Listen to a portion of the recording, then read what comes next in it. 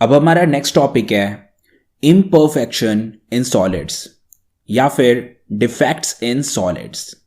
तो डिफेक्ट्स का क्या मतलब होता है, सबसे पहले हम ये समझते हैं। सो this is a normal crystal.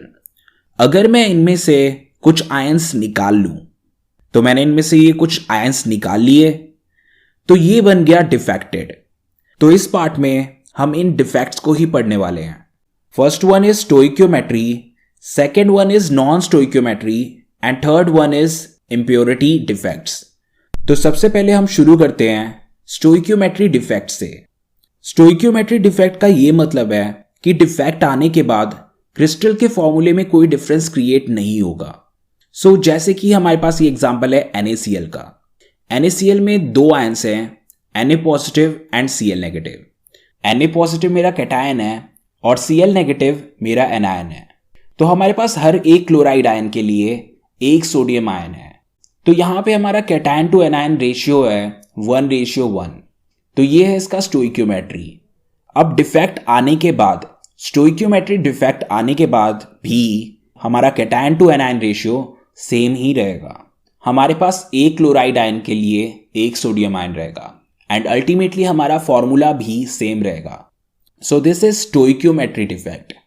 इसमें हमारे स्टोइक्योमेट्री में कोई डिफरेंस नहीं आता। अब नेक्स्ट है non stoichiometry defect. So this is my iron oxide FeO। अब नॉन स्टोइक्योमेट्री डिफेक्ट के बाद ये होगा कि इसमें cation to anion ratio change हो जाएगा। अब हमारे पास जो न्यू फॉर्मूला होगा वो होगा Fe 0.95O। सो इसमें cation to anion ratio change हो गया। पहले हमारा कैटायन टू एनायन रेशियो कुछ और था, अब कैटायन टू एनायन रेशियो कुछ और है। So this is called non stoichiometry defect. तो सबसे पहले हम शुरू करते हैं स्टोइक्योमेट्री डिफेक्ट। तो स्टोइक्योमेट्री डिफेक्ट हमारे पास दो टाइप के होते हैं। First one is Schottky defect and other one is Frenkel defect. तो दोनों हैं क्या, लेट्स सी। सबसे पहले हम करते हैं स्कॉटकी डिफेक्ट। तो स्कॉटकी डिफेक्ट है स्टोइक्योमेट्री डिफेक्ट। तो ये है मेरा कोई आयनिक क्रिस्टल और इसमें A positive and B negative. A positive है मेरा कैटायन और B नेगेटिव है मेरा एनायन। अभी ये एक नॉर्मल क्रिस्टल है, इसमें कोई भी डिफेक्ट नहीं है। अब स्कॉटकी डिफेक्ट के बाद ये होगा कि इसमें से एक A पॉजिटिव आयन मिसिंग हो जाएगा और एक B नेगेटिव आयन मिसिंग हो जाएगा। तो जितना इसमें से कैटायन मिसिंग है उतना ही एनायन मिसिंग है। तो अल्टीमेटली इसमें एक बैलेंस क्रिएट हो गया, जिसके कारण से ये एक स्टोइक्योमेट्री डिफेक्ट रहेगा। अब अगर ऐसा होता कि इसमें कैटायन ज्यादा रह जाता, एनायन कम, तो इस पे नेट चार्ज होता पॉजिटिव चार्ज। और अगर इसमें B negative charge positive charge से ज्यादा होता, B नेगेटिव A पॉजिटिव से ज्यादा होता, तो इस पे नेट चार्ज होता नेगेटिव। सो क्योंकि इसमें जितना पॉजिटिव चार्ज मिसिंग हुआ है उतना ही नेगेटिव चार्ज मिसिंग हुआ है, तो इसमें न्यूट्रलिटी मेंटेन रहेगी। ये वाला क्रिस्टल न्यूट्रल रहेगा। अब स्कॉटकी डिफेक्ट किस कंपाउंड में होता है? अब स्कॉटकी डिफेक्ट ऐसे कंपाउंड में होता है जिनका कोऑर्डिनेशन नंबर हाई होता है। कोऑर्डिनेशन नंबर होता है कि एक एटम के अराउंड उसके बिल्कुल नियरेस्ट कॉन्टैक्ट में कितने एटम्स हैं। तो स्कॉटकी डिफेक्ट ऐसे कंपाउंड्स में होता है जिनमें कोऑर्डिनेशन नंबर हाई होता है। And another thing is small difference in size of cation to anion. तो यहां पे मान लो हमारा NaCl कंपाउंड है और उसमें दो आयंस हैं, Na positive and Cl negative. तो स्कॉटकी डिफेक्ट उन कंपाउंड्स में दिखता है जिनमें कैटायन के साइज और एनायन के साइज में ज्यादा डिफरेंस नहीं होता। तो ऐसे कौन से कंपाउंड्स हैं जिनमें हमें स्कॉटकी डिफेक्ट देखने के लिए मिलता है? First one is NaCl, second one is KCl and third one is CsCl। इनमें हमें स्कॉटकी डिफेक्ट देखने के लिए मिलता है। अब बात करते हैं इसके डेंसिटी की। डेंसिटी होता है मास upon volume, so that is density. तो स्कॉटकी डिफेक्ट में ओरिजिनली कंपाउंड ऐसा होता है। स्कॉटकी डिफेक्ट होने के बाद इसमें से कैटायन और एनायन मिसिंग हो गए, तो इसका यह मतलब हुआ कि पहले के मुकाबले अब इसका मास घट चुका है, तो इसका मास हुआ है ड्रॉप। अब बात करते हैं वॉल्यूम की। So this boundary indicates its volume. तो वॉल्यूम जितना पहले था, वॉल्यूम अभी भी उतना ही है। बस इसमें चेंज हुआ है मास, और डेंसिटी होता है directly proportional to mass, because density is equal to mass upon volume. तो मास ड्रॉप होने के कारण डेंसिटी भी ड्रॉप होगी। तो स्कॉटकी डिफेक्ट होने के कारण हमारे क्रिस्टल का डेंसिटी डिक्रीज होता है। अब चलते हैं हम अपने नेक्स्ट डिफेक्ट पे, हमारे नेक्स्ट स्टोइकियोमेट्री डिफेक्ट पे, and that is Frenkel defect. तो अभी है ये मेरा एक नॉर्मल क्रिस्टल, इसमें है A positive ion and B negative ion. हमारा क्रिस्टल ए पॉजिटिव और बी नेगेटिव आयन का बना हुआ है। Now look at this A positive ion. अगर ये डिसलोकेट होके इधर आ जाए, this is our vacant site, इन्हें हम कहते हैं इंटरस्टिशियल साइट। अब हमारा जो ए पॉजिटिव आयन है वो इस इंटरस्टिशियल साइट पे आ गया है, वो अभी भी यहीं पे ही प्रेजेंट है। तो बेसिकली जो लॉस हुआ है वो इसी डोमेन में है, that is present in crystal. So इसके फॉर्मूले में कोई डिफरेंस क्रिएट नहीं होगा, बस सिर्फ ये डिफेक्टेड हो गया है। अब फ्रैंकल डिफेक्ट हमें उन कंपाउंड्स में देखने के लिए मिलता है जिनका कोऑर्डिनेशन नंबर लो होता है। तो उनके एटम्स के डायरेक्ट कांटेक्ट में बहुत ही कम एटम्स होते हैं। तो इस टाइप के स्ट्रक्चर में जहां पे कोऑर्डिनेशन नंबर लो हो, वहां पे हमें फ्रैंकल डिफेक्ट देखने के लिए मिलता है। और ये उन कंपाउंड्स में देखने के लिए मिलता है जिनके कैटायन और एनायन के साइज में बहुत ज्यादा डिफरेंस होता है। अगर एनायन और कैटायन के साइज में बहुत ज्यादा डिफरेंस है तो फिर उस कंपाउंड में भी फ्रैंकल डिफेक्ट होगा। अब इसके डेंसिटी में कोई इंपैक्ट होगा कि नहीं? तो वॉल्यूम जितना पहले था उतना ही वॉल्यूम बाद में रहेगा, वॉल्यूम में कोई डिफरेंस क्रिएट नहीं होगा। बट अगर हम मास की बात करें तो जो आयन यहां से डिसलोकेट हुआ है वो आयन अभी भी प्रेजेंट है। तो इसका ये मतलब हुआ कि जितना कंटेंट पहले था उतना ही कंटेंट बाद में है, यानी कि मास जितना पहले था मास उतना अभी भी है। सो मास में भी कोई डिफरेंस क्रिएट नहीं हुआ। तो ना मास में कोई डिफरेंस क्रिएट हुआ, ना वॉल्यूम में कोई डिफरेंस क्रिएट हुआ, तो डेंसिटी में भी कोई डिफरेंस क्रिएट नहीं होगा। तो फ्रैंकल डिफेक्ट के कारण डेंसिटी में कोई इंपैक्ट नहीं पड़ेगा। स्कॉटकी में डेंसिटी ड्रॉप हुआ था, बट फ्रैंकल में डेंसिटी में कोई इंपैक्ट नहीं पड़ेगा। अब स्कॉटकी और फ्रैंकल डिफेक्ट के बारे में कुछ और पॉइंट्स। अब इनमें क्योंकि आयन डिसलोकेट होते हैं तो उन आयन के कारण इलेक्ट्रिसिटी कंडक्ट हो सकती है। एंड सेकेंड इज, जब हमारे आयन लूज होते हैं तो वो एक होल क्रिएट कर रहे हैं, और उन होल्स के कारण कंपाउंड में इंस्टेबिलिटी क्रिएट होती है। हमारा कंपाउंड पहले के मुकाबले कम स्टेबल हो जाता है। So this thing is obvious. And next is about Frenkel defect. तो यूजुअली हमारा कंपाउंड एक इंसुलेटर हो सकता है, बट अगर उसमें फ्रैंकल डिफेक्ट क्रिएट हो तो उसके कारण से ये होगा कि वो एक कंडक्टर बन जाएगा। जब हम उस कंपाउंड के पास इलेक्ट्रिक फील्ड डालेंगे तो वो इंसुलेटर एक कंडक्टर की तरह एक्ट करना शुरू कर जाएगा। सो this is called dielectric property, जिसके कारण एक इंसुलेटर कंडक्टर की तरह एक्ट करना शुरू कर देता है। और डाइइलेक्ट्रिक प्रॉपर्टी को हम मेजर करते हैं डाइइलेक्ट्रिक कांस्टेंट से। सो फ्रैंकल डिफेक्ट में हमारा डाइइलेक्ट्रिक कांस्टेंट इंक्रीज होता है। अब चलते हैं हम अपने नेक्स्ट टॉपिक पे, and that is non stoichiometric defect. So this is my FeO iron oxide. अब इसमें अगर डिफेक्ट क्रिएट होगा तो उसके बाद ये बन जाता है Fe.95O। तो इसमें हो रहा है नॉन स्टोइकियोमेट्री डिफेक्ट, क्योंकि इसका फॉर्मूला चेंज हो रहा है। तो नॉन स्टोइकियोमेट्री इफेक्ट जनरली हमें ट्रांजिशन मेटल्स में, लैंथेनॉइड्स में और एक्टिनॉइड्स में देखने के लिए मिलता है। We get to see non stoichiometry defect in compounds formed of these elements. तो चलो अब हम करते हैं नॉन स्टोइकियोमेट्री डिफेक्ट। तो अब हम कर रहे हैं नॉन स्टोइकियोमेट्री डिफेक्ट। तो नॉन स्टोइकियोमेट्री डिफेक्ट में दो टाइप होते हैं, एक होता है मेटल एक्सेस और एक होता है मेटल डेफिशिएंट। तो मेटल हमें देता है cation, sodium is our metal, और इससे हमें मिलता है Na positive which is a cation. तो मेटल से हमें मिलता है कैटायन। अब जब कैटायन एक्सेस होगा तो इसका यह मतलब हुआ कि कैटायन एनायन से ज्यादा है। तो अगर कैटायन एनायन से ज्यादा है तो इसका यह मतलब है कि इसमें नॉन स्टोइकियोमेट्री डिफेक्ट है। अब नेक्स्ट है मेटल डेफिशिएंट। तो मेटल डेफिशिएंट का यह मतलब हुआ कि इसमें कैटायन कम है, और अगर कैटायन कम है तो इसका ये मतलब हुआ कि anion is more than cation. तो इसमें भी एनायन और कैटायन बराबर नहीं है, तो इसमें भी नॉन स्टोइकियोमेट्रिक डिफेक्ट है। तो सबसे पहले हम करते हैं मेटल एक्सेस। अब मेटल एक्सेस में भी हमारे पास दो टाइप होते हैं। तो सबसे पहले हम करते हैं एनायन वैकेंसी। तो ये है मेरा एक नॉर्मल क्रिस्टल और इसमें दो आयंस हैं। First one is A positive which is a cation and B negative which is an anion. तो इन कैटायन और एनायन से ये क्रिस्टल बना हुआ है। अब अगर इसमें से ये B नेगेटिव जो कि हमारा एनायन है वो हटा दें तो इसमें क्रिएट हो जाएगा एनायन वैकेंसी। इसमें से मैंने B नेगेटिव एनायन हटा दिया है और उसकी जगह हमने डाल दिया है इलेक्ट्रॉन। अब क्योंकि इसमें से एनायन वैकेंसी क्रिएट हुई है तो उसके कारण ये हुआ कि अब हमारा कैटायन एनायन से ज्यादा हो गया, यानी कि हमारा A positive cation B negative anion से ज्यादा हो गया। तो ये हुआ एक मेटल एक्सेस डिफेक्ट।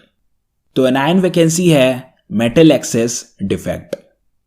अब इसे हम अच्छी तरीके से समझते हैं एक एग्जांपल लेके। तो ये है मेरा सोडियम क्लोराइड क्रिस्टल। इसमें Na पॉजिटिव है और Cl नेगेटिव है। Na पॉजिटिव मेरा कैटायन है और Cl नेगेटिव एनायन है। तो इन दोनों से ये मेरा क्रिस्टल बना हुआ है। अब एनायन वैकेंसी का ये मतलब होता है कि इसमें से एनायन लूज होगा, तो यहां पे से Cl नेगेटिव लूज होना चाहिए। तो इसमें से Cl नेगेटिव कैसे लूज होगा? अगर हम अपने सोडियम क्लोराइड क्रिस्टल को सोडियम वेपर के अराउंड डाल दें तो उससे ये होगा कि सोडियम इस Cl नेगेटिव को ले जाएगा। तो सोडियम इस Cl नेगेटिव को कैसे लेके जाएगा? सोडियम एक इलेक्ट्रॉन लूज करेगा तो ये बन जाएगा Na पॉजिटिव। अब ये Na पॉजिटिव इस Cl नेगेटिव को ले जाएगा and it will become NaCl। तो इस कारण से सोडियम वेपर के कारण इस क्रिस्टल में से Cl नेगेटिव निकल गया और इसमें एनायन वैकेंसी क्रिएट हो गई। अब सोडियम से जो इलेक्ट्रॉन निकला था वो इलेक्ट्रॉन इस Cl नेगेटिव की जगह चला जाएगा, तो इलेक्ट्रॉन आ जाएगा इधर। अब ये जो इलेक्ट्रॉन है उसे हम कहते हैं F सेंटर। सो ये इलेक्ट्रॉन लाइट को अब्सॉर्ब करके येलो कलर रिफ्लेक्ट करेगा। तो जब हम सोडियम क्लोराइड को सोडियम वेपर में डालेंगे तो हमें मिलेगा येलोइश कलर। तो जैसे यहां पे एनायन वैकेंसी हुआ है उसी तरीके से इन एग्जांपल्स में भी होगा। तो अगर हम लिथियम क्लोराइड को लिथियम वेपर में डाल दें तो इस केस में भी सेम ही चीज होगी, जिसके कारण से LiCl पिंक कलर का दिखेगा। और इसी तरीके से होता है पोटेशियम क्लोराइड में। अगर पोटेशियम क्लोराइड को हम पोटेशियम वेपर में डाल दें तो हमें मिलेगा वॉयलेट कलर। अब ये वाले साइट्स जहां पे इलेक्ट्रॉन्स हैं उन्हें हम कहते हैं F सेंटर। अब F सेंटर का मतलब होता है Farbe center. So this Farbe center is responsible for the colour. अब मेटल एक्सेस डिफेक्ट एक और टाइप का होता है and that is extra cation in interstitial sites. तो इसका क्या मतलब हुआ? तो ये मेरा नॉर्मल क्रिस्टल, इसमें A पॉजिटिव आयन है और B नेगेटिव आयन है। अब अगर इसमें एक एक्स्ट्रा कैटायन आ जाए, यहां पे एक इंटरस्टिशियल साइट पे, एक वेकेंट साइट पे हमारे पास आ गया A positive which is hour extra cation, और इसी एक्स्ट्रा कैटायन को बैलेंस करने के लिए हमारे पास इंटरस्टिशियल साइट पे एक इलेक्ट्रॉन भी आ गया। तो इस तरीके से इसमें हुआ मेटल एक्सेस डिफेक्ट। तो अब हम इसे एक एग्जांपल देख के समझते हैं। तो ये है जिंक ऑक्साइड। इसमें होगा Zn2+ आयन और O2 नेगेटिव आयन। अब ये जो जिंक ऑक्साइड आयन है वो स्प्लिट होगा। उसे हीटअप करने पे हमें मिलेगा Zn2 positive plus O2 plus 2 electron. तो इस तरीके से हमारा जिंक ऑक्साइड क्रिस्टल हुआ ब्रेक। अब इसमें जो ये ऑक्सीजन है वो होगा गैशियस फॉर्म में और वो क्रिस्टल को छोड़ के निकल जाएगा। तो ऑक्सीजन हो गया लूज और बचा सिर्फ ये दो। हमारे पास एक ये कैटायन बचा और साथ में बचे ये 2 इलेक्ट्रॉन। तो ये है मेरा वेकेंट साइट। यहां पे आ गया एक्स्ट्रा कैटायन और बचे 2 इलेक्ट्रॉन। तो एक इलेक्ट्रॉन आ गया इस इंटरस्टिशियल साइट पे और एक इलेक्ट्रॉन आ गया इस साइट पे। सो this is how it will look ultimately. तो तो ये भी है मेरा मेटल एक्सेस डिफेक्ट। तो जिंक होता है मेटल, और क्योंकि यहां पे हमारे पास है एक एक्स्ट्रा मेटल, तो ये है metal excess defect. Now you can see कि हमारे पास यहां पे फ्री इलेक्ट्रॉन्स हैं। ये जो इलेक्ट्रॉन्स हैं दीज आर फ्री इलेक्ट्रॉन्स, और इन फ्री इलेक्ट्रॉन्स के कारण इसमें इलेक्ट्रिसिटी कंडक्ट होगी। तो फ्री इलेक्ट्रॉन्स के कारण ये बन जाएगा एक सेमीकंडक्टर। तो सेमीकंडक्टर क्या होता है? Semiconductor is something in between insulator and conductor. ये इंसुलेटर और कंडक्टर के बीच में होता है। अब जो जिंक ऑक्साइड का क्रिस्टल था वो इनिशियली एक इंसुलेटर था, बट डिफेक्ट क्रिएट होने के कारण ये बन गया conductor. So this thing is a semiconductor. तो हमने मेटल एक्सेस डिफेक्ट कर लिया है, अब बारी है मेटल डेफिशिएंसी डिफेक्ट की।